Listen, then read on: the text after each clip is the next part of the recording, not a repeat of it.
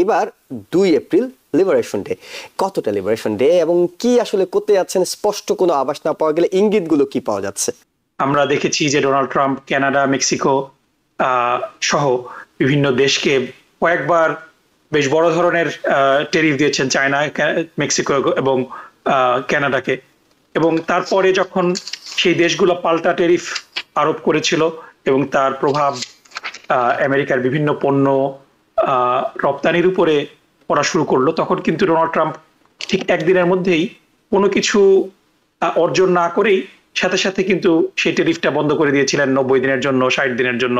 Trade secretary যে বলেছে আমেরিকাতে যেসব জিনিসপত্রগুলো তৈরি হয় ওগুলোর উপর আপনাদের শুল্ক দিতে হবে না, but you can be sure এটা যদি ওনারা করেন তাহলে বেশি দামে আমাদের জিনিস কিনতে হবে।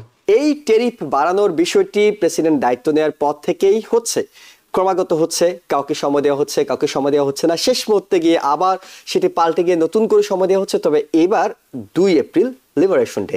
কতটা লিবারেশন ডে এবং কি আসলে করতে যাচ্ছেন স্পষ্ট কোনো আভাস না পাওয়া গেলে ইঙ্গিতগুলো কি পাওয়া যাচ্ছে? ধন্যবাদ জুয়েল ভাই, দর্শকদের ঈদ মোবারক।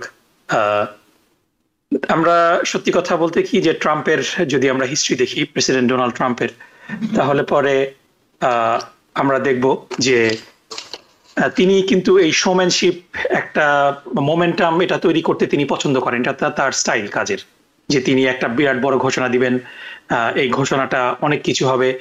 কিন্তু আমরা অনেক সময় দেখি যে এই হাইপটা শেষ পর্যন্ত তার যেই উচ্চাশা সেটা কিন্তু ধারণ করতে পারে না অনেক সময়। আমরা যদি দেখি এই ট্যারিফ নিয়ে ইতিমধ্যে আমরা কিন্তু অনেক ধরনের নাটক দেখলাম। আমরা দেখেছি যে ডোনাল্ড ট্রাম্প কানাডা, মেক্সিকো সহ বিভিন্ন দেশকে কয়েকবার বেশ বড় ধরনের ট্যারিফ দিয়েছেন, চায়না, মেক্সিকো এবং কানাডাকে।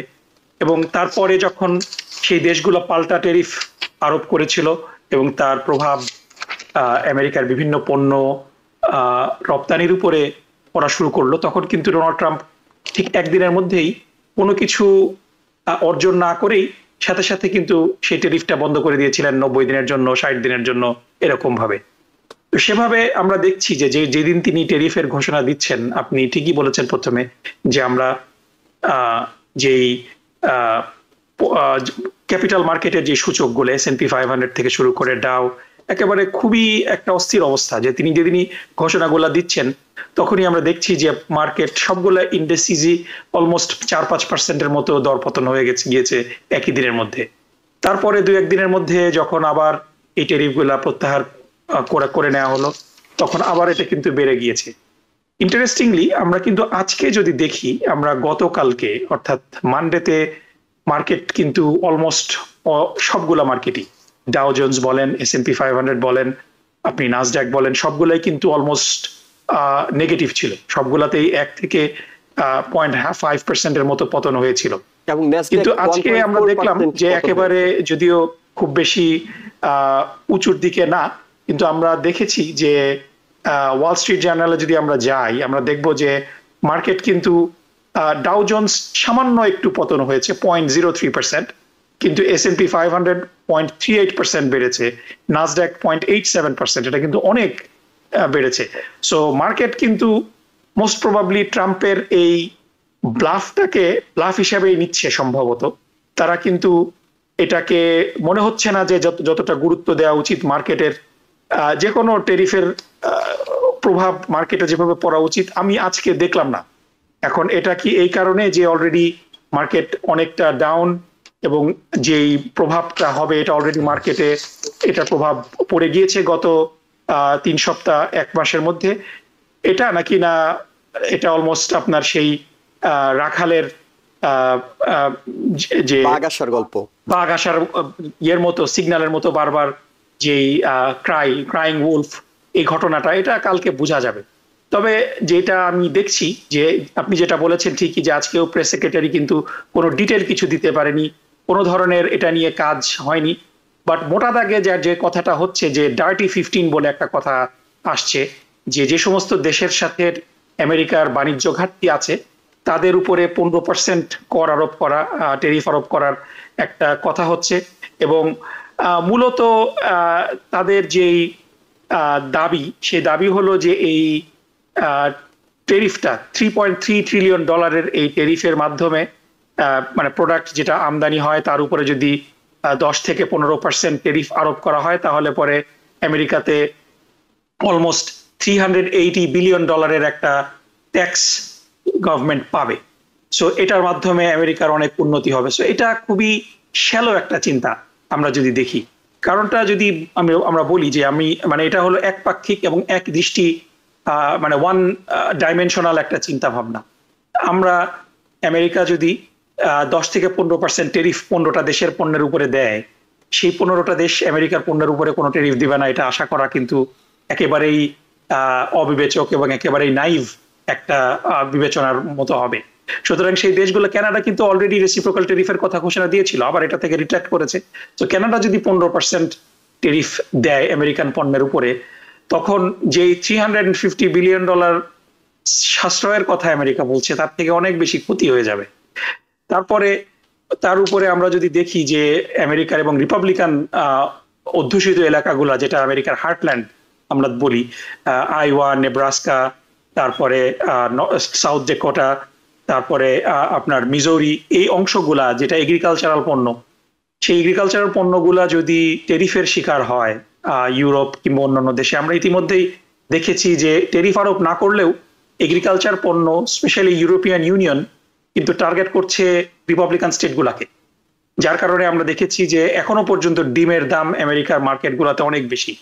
সো এই বিষয়গুলো কিন্তু আসবে যে এই $350 বিলিয়ন সাশ্রয়ের কথা কিংবা ট্যাক্স রেভিনিউর কথা যেটা ট্রাম্প প্রশাসন বলছে, এই চাপটা কিন্তু আলটিমেটলি পড়বে কনজিউমারের উপরে। এটা ব্যবসায়ীদের উপরেও পড়বে না, এটা গিয়ে পড়বে কনজিউমারদের উপরে। এবং মূল্যস্ফীতি, যেই মূল্যস্ফীতি দমন করার ম্যান্ডেট নিয়ে ট্রাম্প প্রশাসন ক্ষমতায় এসেছেন, সেটা কিন্তু আউট অফ কন্ট্রোল হয়ে যাবে।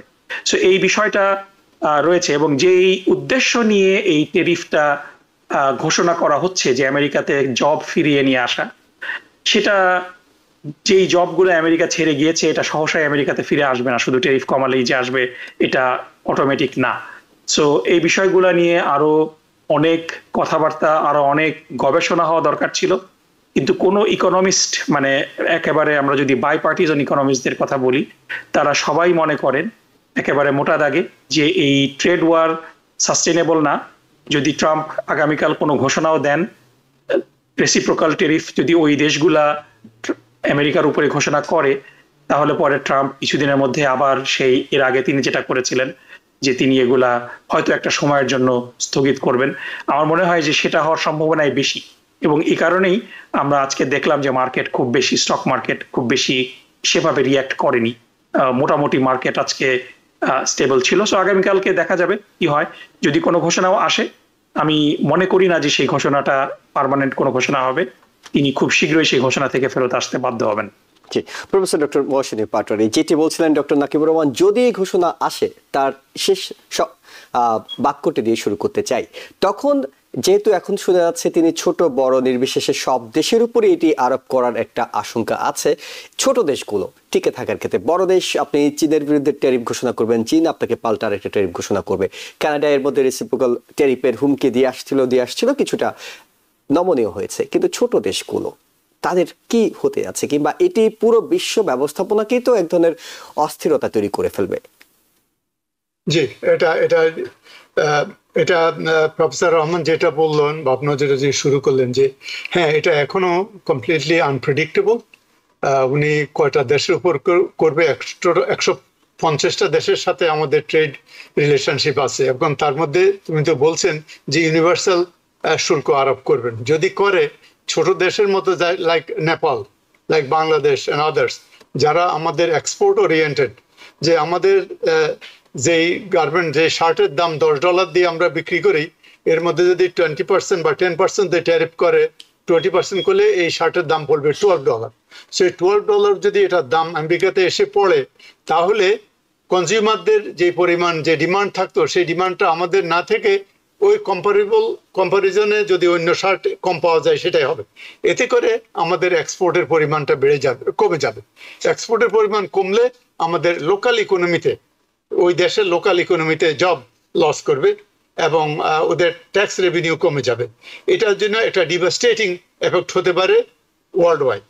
সেকেন্ড থিং যেটা আমি বলতে চাচ্ছিলাম যে এটার যে আপনার ইভেন প্রেস সেক্রেটারি যে বলেছে আমেরিকাতে যেসব জিনিসপত্রগুলো তৈরি হয় ওগুলোর উপর আপনাদের শুল্ক দিতে হবে না, but you can be sure এটা যদি ওনারা করেন তাহলে বেশি দামে আমাদের জিনিস কিনতে হবে। যেমন গাড়ির জন্য প্রায় 30,000 আইটেম আছে পার্টস, এই 30,000 আইটেমের মধ্যে প্রায় 40% অফ দি আইটেম আমাদের ইম্পোর্ট করতে হয়। বেশিরভাগ আইটেম আমাদের আসে জাপান থেকে আসে, মেক্সিকো থেকে আসে, কানাডা থেকে আসে। এখন এই আইটেমগুলোর উপরে যদি আমরা কর ধারণ করি, যদি ওগুলো অ্যাসেম্বল হয় আমেরিকাতে, কিন্তু আইটেমগুলোর উপর যে ইয়ে করে শুল্ক করলে এটার দাম তো এমনি বেড়ে যাবে। এক। দুই নম্বর, আপনি ওখান থেকে ইম্পোর্ট করলেন না, এখানে আপনি প্রডিউস করা শুরু করলেন, ভেরি গুড। ওখানে যে জিনিসটা প্রডিউস করতে 10 টাকা লাগে, এখানে প্রডিউস করতে আপনার 15 টাকা লাগে। আপনি উদাহরণটা দিয়েছেন বাংলাদেশের, সাপোজ আমরা বাংলাদেশের যে টেক্সটাইল পণ্যের কথাগুলো বলি, একটা শার্টের কথা আপনি বলছিলেন, একটা শার্ট বাংলাদেশে যত কম মূল্যে উৎপাদন করা যায়, সেখানকার শ্রম ঘন্টা যত কম, আমেরিকাতে যদি সেটি আপনি উৎপাদন করতে যান সেটির দাম তো কয়েক গুণ বেশি বেড়ে যাওয়ার কথা। তাহলে ভোক্তারা আসলে কিভাবে এটা কনজিউম করবে? এটা এটা আমি আর আপনার ওয়ালেট থেকে যাবে। এটা আমার মনে হচ্ছে উনি আমাদের প্রেসিডেন্ট উইলিয়াম ম্যাককিনলি 1890-তে সবচাইতে ভেরি অ্যাগ্রেসিভ ইয়ে করেছিলেন, 50% ট্যারিফ দিয়েছিলেন।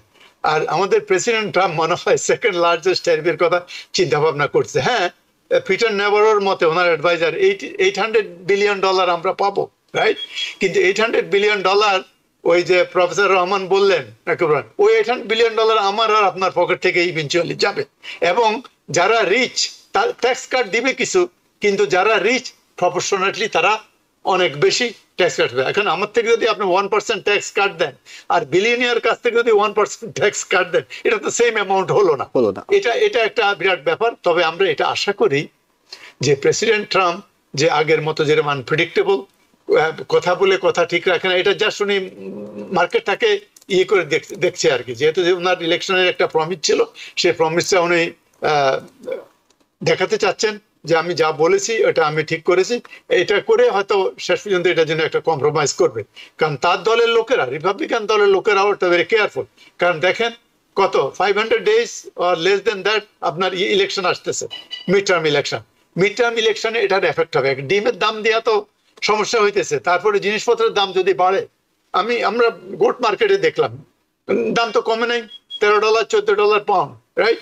সো এই যে জিনিসগুলা আমাকে সাধারণ মানুষকে ইম্প্যাক্ট করবে, এবং সাধারণ মানুষকে আপনি আর বুঝাতে পারবেন না নেক্সট ইলেকশন, এটার একটা ইম্প্যাক্ট হবে বলে আমি মনে করি আর কি। জি, এবং লিবার্টি ডে এর কথা জানি, 4th of July, independence day বলেন, যেটা বলেন, এই এপ্রিলের 2 তারিখকে তিনি লিবারেশন ডে বলছেন কেন প্রফেসর পাটোয়ারি? লিবারেশন ডে বলছে এই জন্য, আমরা এখন ট্রেড ডেফিসিটে আছি। তো ট্রেড ডেফিসিট থাকা মানে অন্যের উপরে আমরা অনেক কিছুর জন্য নির্ভর করি, পার্টস, দিস এন্ড দ্যাট। তার মানে এই সব জিনিসগুলো আমাদের দেশে উৎপাদিত হবে, আমরা ইন্ডিপেন্ডেন্ট হব, আমরা যেটা বলি স্বয়ং সম্পূর্ণ হব, এবং আমরা স্বাধীনভাবে আমাদের বৈদেশিক নীতি আমরা করতে পারবো। আমেরিকার বৈদেশিক নীতি কোনো এক মিডল ইস্ট ছাড়া সব জায়গায় স্বাধীন। বাট এই যে জিনিসটা, ওটাকে উনি, আর এটা একটা ভাই কি বলে, পলিটিক্যাল একটা স্টান্ট কথা না, যে নতুন করে স্বাধীন, আমরা স্বাধীন, এটা একটা পলিটিক্যাল স্টান্ট আর কি, আমি মনে করি আর কি। বাট এটার জন্য আপনার ওনারা যেটা বলছেন যে আমাদের আনফেয়ার যে বিদেশি কম্পিটিশন, এটা কমাবে। ওনারা বলতেছেন ফেডারেল গভর্নমেন্টে অতিরিক্ত ফান্ড পাবে, এবং অন্যান্য দেশের সাথে যে নেগোসিয়েশনের পাওয়ারটা, আমাদের লেভারেজটা বাড়বে। এটা কিছুটা ঠিক আছে, কিন্তু ইভেনচুয়ালি পাবলিকের যে ইনফ্লেশন রেট বাড়বে।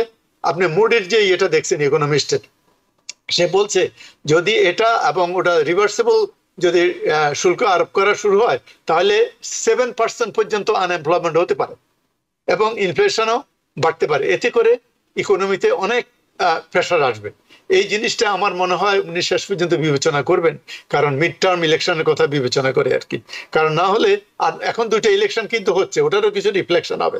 একটা উইসকনসিনে আপনার যেটা ওই ইলেকশন হইতেছে, আপনার জাজ ইলেকশন, আর ফ্লোরিডাতে 2টা কি 3টা পজিশনে কংগ্রেসি নির্বাচন হচ্ছে। যদিও ফ্লোরিডা ওদের সেফ সিট, বাট স্টিল ওই যদি মার্জিনটা ন্যারো হয়, রিপাবলিকানরা জিতে যাচ্ছে। হ্যাঁ, জিতো, কিন্তু মার্জিনটা যদি ন্যারো হয়, ওটা একটা মেসেজ দিবে। নিউ ইয়র্ক থেকে সম্প্রচারিত TVN 24 টেলিভিশন বিশ্বজুড়ে বাঙালির কণ্ঠস্বর।